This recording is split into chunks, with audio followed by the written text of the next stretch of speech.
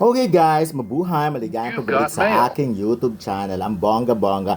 Alam mo, first time kong although hindi kasi ako masyadong nakakapanood ng TV, so hindi ako familiar sa mga kung ano man, dahil syempre nakafocus ako sa aming show. But anyways, first time kong nakilala or nakita in person ng malapitan ng baby dolls. Ito nga yung Ulala Baby, di ba? Na sikat ngayon sa TikTok at napakarami talagang nagsasayaw. So, kita nyo naman, pati si San Juan Mayor Francis Zamora talagang hindi naiwasan ang pagiging fanay niya na talaga nag-selfie-selfie siya habang nagpe-perform ang mga baby doll. So, ayan sila. So, alam niyo nakakatuwa lang kasi dahil sa social media, ang dami-daming sumisikat, no? Ang dami nabibigyan ng chance. At ito nga, isa sa mga nabigyan ng chance ito ngayon, baby dolls. Nakakatuwa sila dahil, in fairness, malakas din ang dating nila talaga sa fans. Malakas ang dating, kasi nung tinawag pa lang sila or pinapatugtog pa lang yung kanta nila, ang dami na agad reaction. By the way, ginanap nga pala yung announcement ng first four movies na pasok sa Metro Manila Film Festival 2026 or 52nd MMFF ay ginawa sa GH Mall o Green Hills Mall. Ang laki ng improvement, no? Alam mo, hindi ko na nga matandaan kung alin doon yung kung anong area yun noon eh. Yun kaya yung mga bilya ng mga cellphone nung araw or yung mga tiyanggi-tiyangge. But anyways, ang ganda, ang sarap pumunta sa Green Hills. Ang dami mong pwedeng puntahan, ang dami mong pwedeng kainan, ang daming ganap. At yun na nga, sila ang host ngayon, bonggang Metro Manila Film Festival 2026 ngayon. Can you imagine? Tatlong cities ang magtutulong-tulong. First time na mangyayari yon. Ang San Juan City, of course, Mandaluyong City, si Mayor Menchie Abalos. San Juan ay si Mayor Francis Zamora. At syempre, ang Bacolod City, na mayor, na nag-attend din si Mayor ng Bacolod Mayor sa MMFF event na yon. So, nakakatuwa, no? But anyways, ayan na. So, eto nga, nung tinatawag pa lang sila, talagang ang dami, kung lahat-lahat gustong Ulala Baby, yung igiling-giling mo, tuwang-tuwa sila doon. Kahit sa second floor or yung mga nasa ibang area, makikita mo yung enthusiasm nila na magsayaw-sayaw. So, nakakatawa, no? Iba na talaga ang panahon ngayon. Kailangan talaga makahit ka ng isa, tapos magtutuloy-tuloy. Tapos, pwedeng magtuloy-tuloy. You've Depende got sa mail. performance mo. And so far, sa interest sa kanila ng mga fans, sana You've masundan pa, got mail. makagawa pa sila ng mas maraming hit.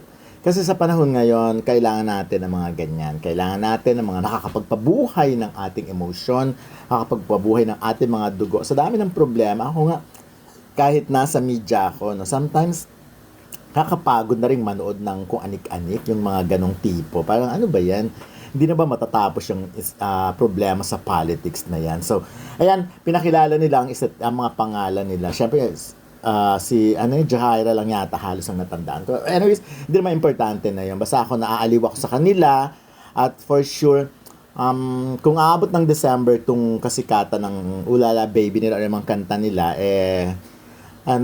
malamang maging team song ito or magamit ito sa mga production number or sa mga gagamiting kanta or sasayawin sa mga office, yung mga guest sa trabaho. So, ayun, yun ang exciting doon, 'di ba? So, tingnan natin. I hope makapag-provide pa sila ng isa pang magandang kanta na talagang iba rin ang sayawan. Kasi, to be honest, yung music nila, madadala ka eh. Number one, madaling i-memorize yung kanta, di ba?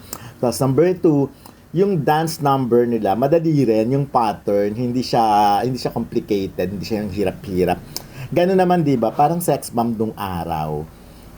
Parang sex bomb nung araw kasi gano'n ang sex bomb nun, di ba? Yung mga music nila, madaling memorize, madaling kantahin, pati yung step nila, madaling gawin, madaling tandaan. So, hindi siya masyadong pinapahirapan. But anyways, of course, hindi nagpakabog ang isa sa mga host ng MMFF event na yan, si Michael Sager. Ayan, nakigiling-giling din siya. Sobrang tilian din ng mga fans talaga sa kanya. Talagang, iba rin naggawa ng Pinoy Big Brother, no? Talagang, nagkakaroon talaga ng parang ng kakaibang init yung career mo once na lumabas ka na sa Pinoy Big Brother. Lahat sila ako, nasaksihan ko. Of course, matagal ko na nakilala si Michael Sager, pero iba yung popularity na na-experience niya ngayon. Kasi syempre kahit papaano, nakilala na talaga siya ng mga tao, yung totoong buhay niya, or yung sino siya sa loob ng, kumbaga, sa loob ng bahay ni Kuya. Yung parang pag nanonood ka, katulad nitong tatlong ito, talagang grabe din ang talian dito, nakita Ralph De Leon, Brent Manalo, and River Joseph. Alam mo, makikita mo talaga kung gaano ka fanay ang mga ano, no. Kakatuwa. Kasi hindi lang mga Gen Z or mga bata-bata talaga ang nag-idolize sa kanila. Lahat. Ultimo yung mga nanay. Kasi like, yung venue kasi, meron lang siyang, of course, parang nakahiwalay lang sa gitna, pero may bakod siya. So, makikita, nasa loob kami, nakikita ko yung mga nanonood. So, karamihan talaga, yung mga nanay na hindi nagpaawat na dumikit. Usually, bawal dumikit dun sa gate, sa may bakod. Kasi nga, daanan daw yon. Pero nung nag-perform na sila, eto, hindi talaga naawa, talaga naglalabas. Again, si Mayor Francis Zamora talaga ay may pagka-fan talaga yan. Hindi nag-selfie or video naman siya with eto kila River Joseph, Brent Manalo, and Ralph De Leon. Yung mga ganyan. So, I hope ako natutuwa. Sana mabigyan ng project yung mga PBB na yan.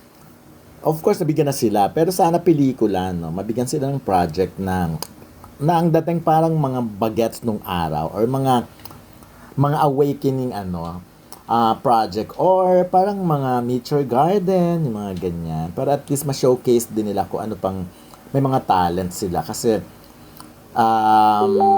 yun kasi ngayon dapat hindi ka lang sa TV mabenta or sa social media, dapat sa pelikula ka pa rin.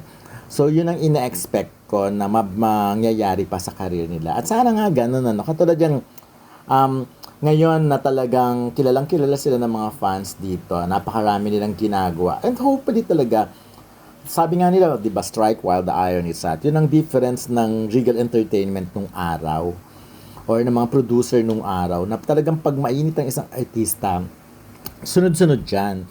Parang almost month, parang every month nga, may mga project na ginagawa. So, yung mga ganong tipo. And hopefully, mangyari sa kanila yung ganyan. So, pero anyways, kayo tatanungin ko.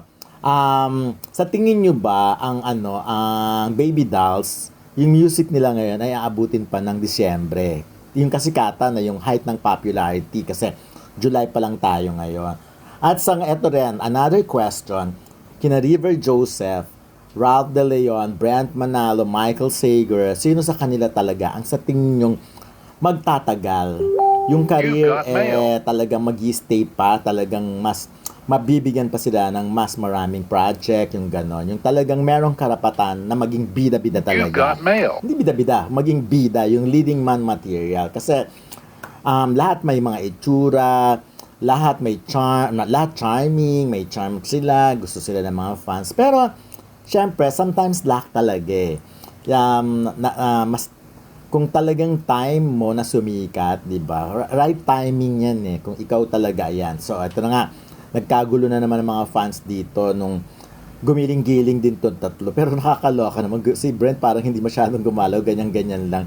So, si River Joseph, medyo cutie-cutie siya. Yung may kakaibang dating din talaga. O, ayan. So, siguro itong mga kinokontrol nila yung kag-kembot nila. No? Dapat hindi. All out. Para at least makita ng mga fans. So, game na game sila. But anyways, ayun na, of course, isa sa mga naging highlight, syempre, ang paggiling din ng mga mayors.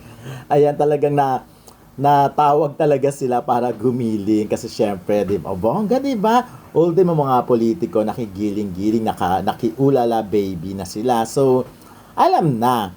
So, ayun na nga lang, abangan natin kung naabutin pa ng December ang popularity ng kanyang music or may mga bago talagang sisikat na naman silang mga kanta. Ayun na, maraming salamat and see you soon. Bye-bye. Magchikan pa tayo more.